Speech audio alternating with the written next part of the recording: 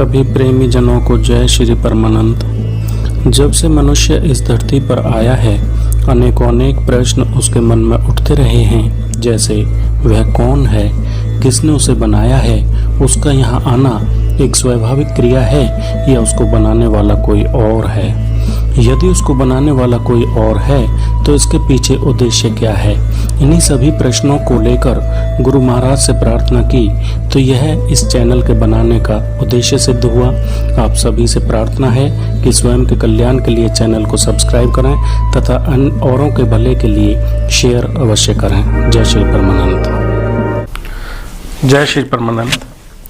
गुरु महाराज, बहुत से लोगों ने प्रश्न भेजा है कि हमारी जो भक्ति होती है, क्या जो हम भक्ति इस जन्म में कर रहे हैं ये इसी जन्म तक खत्म हो जाएगी, जैसे ही हमारा मृत्यु होती, शरीर पूरा होगा, या ये भक्ति हमें अगले जन्म में भी इसी रूप में मिल जाएगी? कृपया इस पर प्रकाश डालें। मेरी प्यारी प्यारी आत्माओं, आज का जो प्रश्न है बंधुओं ने भेजा है, क्या भक्ति एक जन्म तक काम करती है या भक्ति अनेक जन्म तक काम करती है? जो मैं समझ पाया तो बंधुओं, भक्ति अनेक जन्म तक काम करती है। जिस प्रकार से जब हम किसी भी बीज को जमीन में डाल देते हैं तो वो अंकुरित हो जाता है, और जो बीज हमने डाला वो नष्ट हुआ, फिर वो अंकुरित हो गया, अनेक दाने तैयार हुए उसमें, और उन्हीं दानों के अंदर वो फिर जो है बीज बन के तैयार हो गया। इसी प्रकार से भक्ति का है। भक्ति एक जन्म नहीं, अनेकों जन्म तक, जब तक इस जीव आत्मा का मोक्ष नहीं हो जाएगा, यह जीव आत्मा जब तक जन्म मरण से समाप्त नहीं हो जाएगी, तब तक भक्ति काम करेगी, तब तक ज्ञान काम करेगा। जैसे कबीर साहब अपने एक सुंदर शब्द में बोलते हैं कि भक्ति बीज बिन से नहीं, जो जुग जाए अनंत। भक्ति बीज बिन से नहीं, जो जुग जाए अनंत। ऊंच नीच घर जन्म ले, तहु संत का संत। कबीर साहब अपने वाणी के माध्यम से हमें समझाते हैं कि जो भक्ति का बीज है, जो हमने अपने जीवन रूपी जमीन में डाल लिया है या किसी संत के माध्यम से हमने डलवा लिया है, तो वह जो बीज है वो समाप्त नहीं होगा। जैसे एक बार नारद जी विष्णु महाराज के पास पहुंचते हैं और विष्णु महाराज से कहते हैं कि हे विष्णु जी, ये सारे देवता बड़े परेशान हैं। तो विष्णु जी पूछते हैं परेशानी का कारण, तो कहते हैं नारद जी कि ध्रुव का बहुत थोड़े से समय में ही कल्याण हो गया, उसको मोक्ष की प्राप्ति हो गई, वो कल्याण को प्राप्त हो गया, और देवता लोग, ऋषि लोग ये कह रहे हमें जन्म जन्मांतर हो गए, मगर ना हमारी मुक्ति हुई, ना हम कल्याण को प्राप्त हुए, ना हमें उस परमेश्वर का दर्शन हुआ जो सारे संसार का रचयिता है, जो मुक्ति का दाता है, जो भक्ति का दाता है। इसलिए उनके अंदर ईर्ष्या उत्पन्न हो गई है। तो विष्णु जी हंसते हैं और कहते हैं, विष्णु जी महाराज हंसते हैं और कहते हैं कि हे नारद, ये आज की बात नहीं है। नारद जी के मस्तिष्क पर हाथ रखते हैं और नारद जी अंतर ध्यान हो जाते हैं, अंतर्मुख हो जाते हैं, अपने अंदर प्रवेश कर जाते हैं और क्या देखते हैं कि हजारों जन्म से एक बालक एक आत्मा भक्ति करती आ रही है और भक्ति करते करते करते मात्र उसके 18 महीने बचे हैं और ध्रुव की जिस समय भक्ति पूर्ण हुई, ज्ञान हुआ, परमेश्वर का दर्शन हुआ, परमेश्वर का आभास हुआ, वह परमेश्वर मिक्सचर हुआ, मिला, तो वो 18 ही साल थे उस समय पे। तो नारद जी देखते हैं कि 18 साल शेष थे और 18 साल में उसकी मुक्ति हो जाती है। और विष्णु भगवान, विष्णु महाराज कहते हैं कि हे नारद, देखो ये जितनी ढेरियां पड़ी हुई हैं इसी बच्चे की, इसी आत्मा की हैं, जो अनेक जन्म से ये भक्ति करता चला आ रहा था, अनेक जन्म से ये उस परमेश्वर को प्राप्त करने की चेष्टा कर रहा था, जो इसे प्राप्त नहीं हुआ, मगर मात्र इसके 18 साल शेष रह गए थे और 18 साल इसके पूर्ण हो गए और उस परमेश्वर की इसको प्राप्ति हो गई जो मुक्ति और मुक्ति का दाता है। इसमें किसी का कोई दोष नहीं है। वह जो चिंतित हो रहे हैं, परेशान हो रहे हैं, हताश हो रहे हैं, उदास हो रहे हैं, नहीं होना चाहिए। उनका भी समय है, उनकी भी मुक्ति होगी, उन्हें भी उस परमेश्वर की प्राप्ति होगी, वह भी उस परमेश्वर को महसूस कर सकेंगे। तो इसी तरह से कबीर साहब कहते हैं कि भक्ति बीज बिन से नहीं, जो जुग जाए अनंत, ऊंच नीच घर जन्म लेता हूं संत का संत। जैसे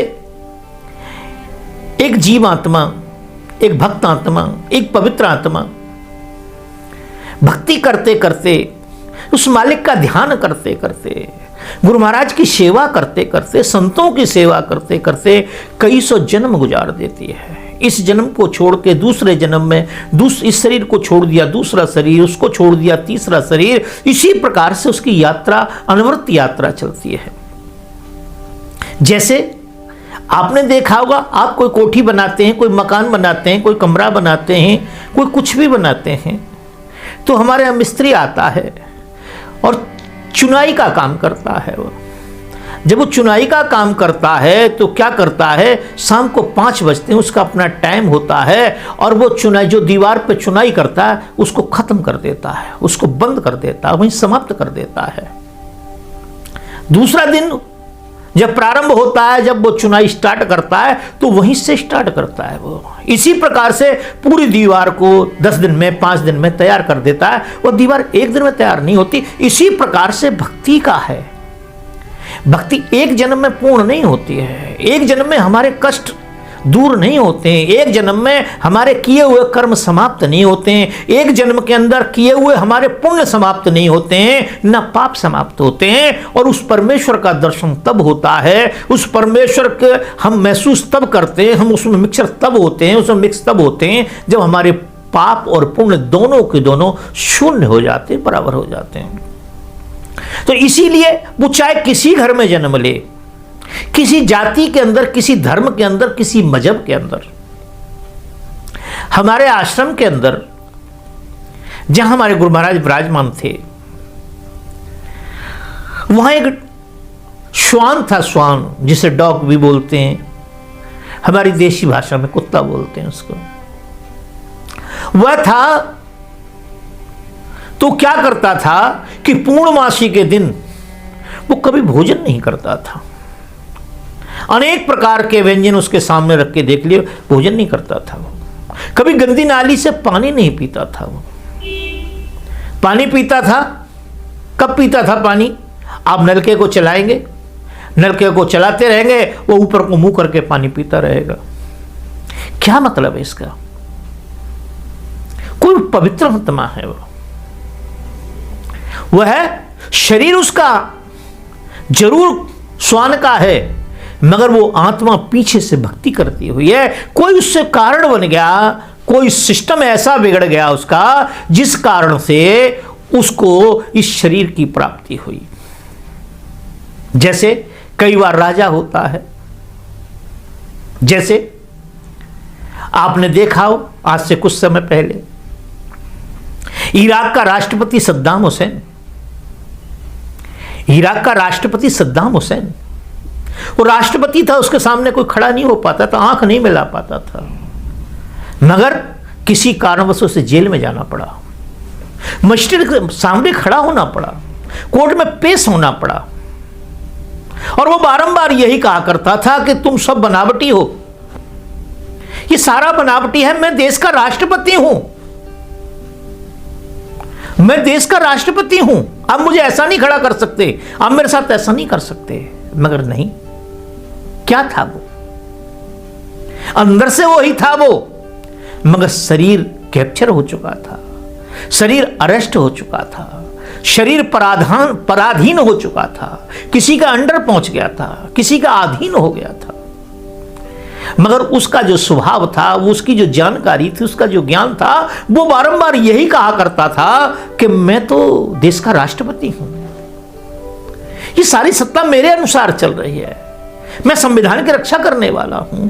इसी प्रकार से जीवात्माएं कर्मों को करती हैं, अच्छे कर्मों को करती हैं, अच्छे घर में पैदा हो जाती हैं, सेठ साहूकार के यहां पैदा हो जाती हैं, राजे महाराजाओं के पैदा हो जाती हैं, सेकों के यहां पैदा हो जाती हैं। और जब ये जीवात्मा किसी जन्म में खोटा कर्म करती है तो क्या होता है? बच्चे का जन्म होता है, वो आत्मा का जन्म होता है। मनुष्य का शरीर तो पा लिया, मगर पैदाइशी माता पिता समाप्त हो जाते हैं, माता पिता खत्म हो जाते हैं, अवैध संतान के रूप में आ जाता है। जीवन पर्यंत उसे अपमान का घूंट भरना पड़ता है, पीना पड़ता है। क्यों? क्या कारण है उसका? गरीब के अंदर गरीब के यहां पैदा हो जाता है, झोपड़ी में पैदा हो जाता है, जहां रोटी के भी लाले होते हैं, जहां उसका पेट ही नहीं भरता है। एक होता है जहां जीवात्मा का जन्म होना होता है, वहां पहले खुशी के बाजे बजने लगते हैं, बड़ी बड़ी सौगातें लुटाई जाती हैं, बड़े बड़े उपहार लुटाए जाते हैं, और कहीं कहीं किसी जीवात्मा का गर्भ के अंदर प्रवेश होता है तो माता पिता परेशान हो जाते हैं। उन्हें क्या करते हैं कि उन्हें नष्ट करा देते हैं, छुरी से कांटों से कटवा कटवा के उन्हें बाहर निकलवा दिया जाता है। क्या है वो? किसी खोटे कर्म का फल है। जब वो किसी सेठ साहूकार के यहां जन्म लेते हैं, राजा महाराजा के यहां आते हैं, राजा महाराजा बन के आ जाते हैं, हमारे अच्छे कर्म का फल होता है। इसी प्रकार से अच्छे कर्म का और बुरे कर्मों का, खोटे कर्मों का जब हमारा बैलेंस बराबर हो जाता है, बराबर हो जाता है, 0-0 हो जाता है, हमारी मुक्ति हो जाती है, हमें परमेश्वर की प्राप्ति हो जाती है, उस परमेश्वर का आभास होने लगता है, और फिर हम जन्म मरण से समाप्त हो जाते हैं।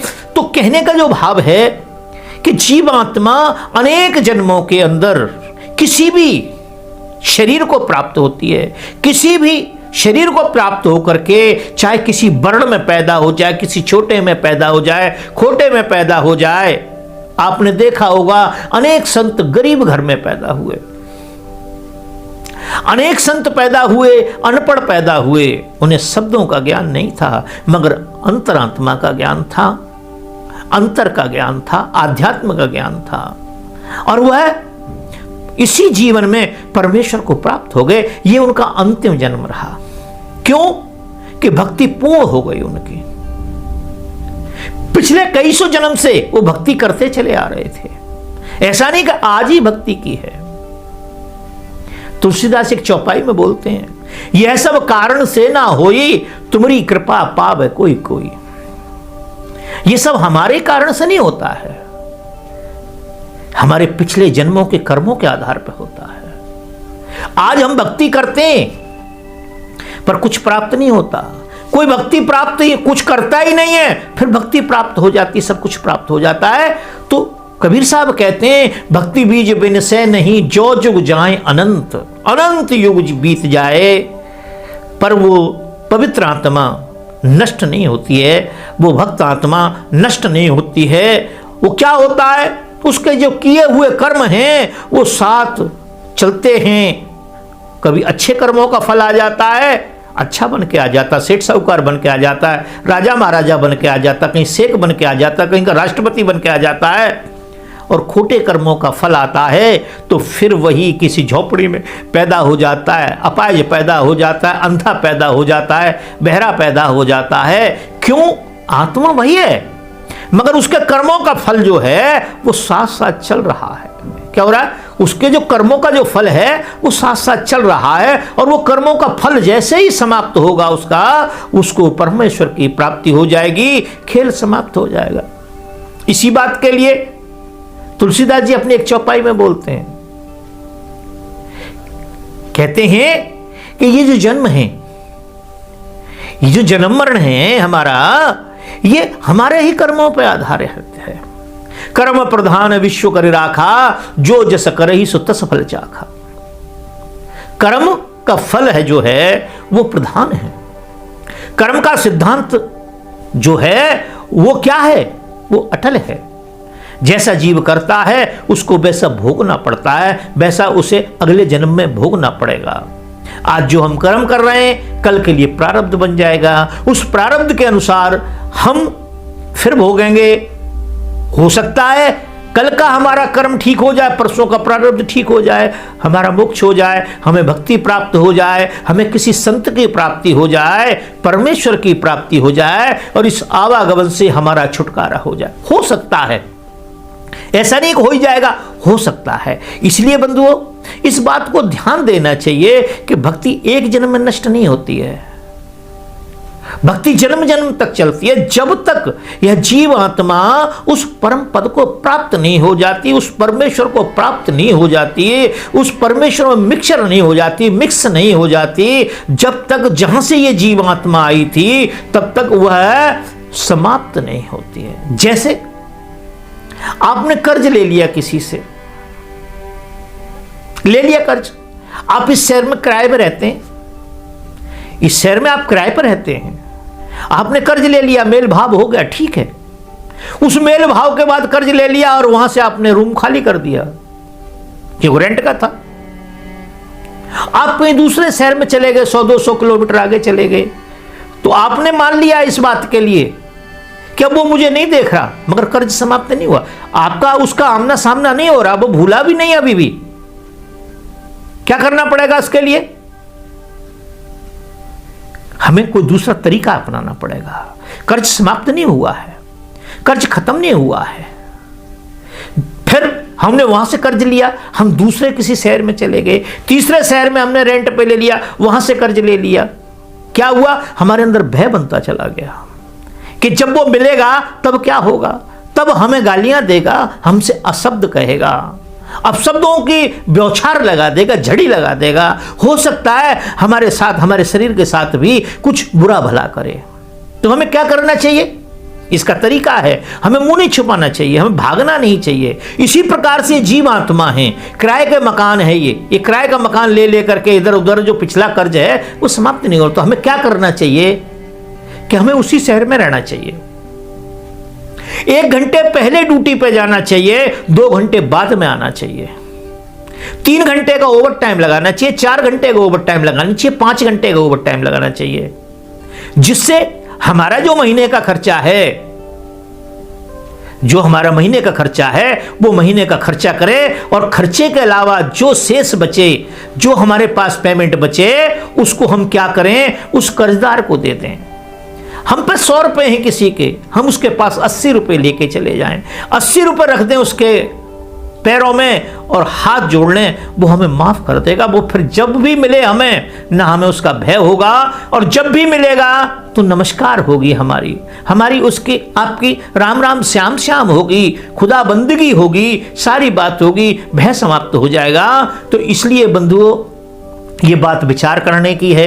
एक जन्म में समाप्त नहीं होता, ये अनेक जन्म में, जब तक इस जीव आत्मा का मोक्ष नहीं हो जाएगा, ये जीव आत्मा तर नहीं जाएगी, ये पवित्र आत्मा जब तक परमेश्वर में नहीं मिल जाएगी, उसमें जब तक प्राप्त नहीं, उसको प्राप्त नहीं हो जाएगी, या वो उसे प्राप्त नहीं हो जाएगा, तब तक ये निरंतर भक्ति चलती रहेगी, ज्ञान चलता रहेगा।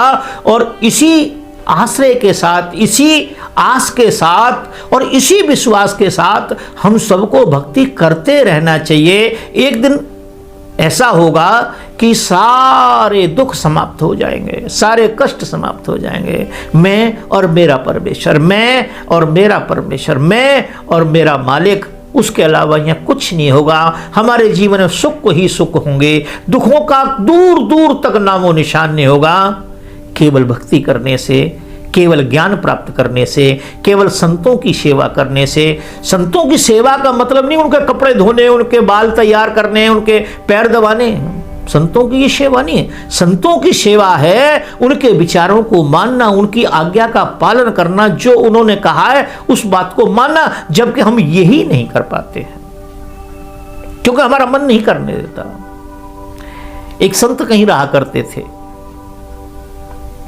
एक संत कहीं रहा करते थे, उनके पास कुछ शिष्य थे।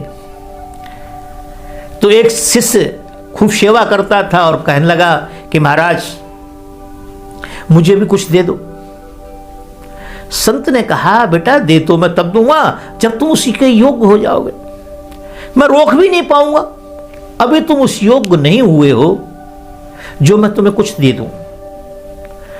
महीने 4-6 महीने के बाद वो फिर कहने लगा इसी बात को।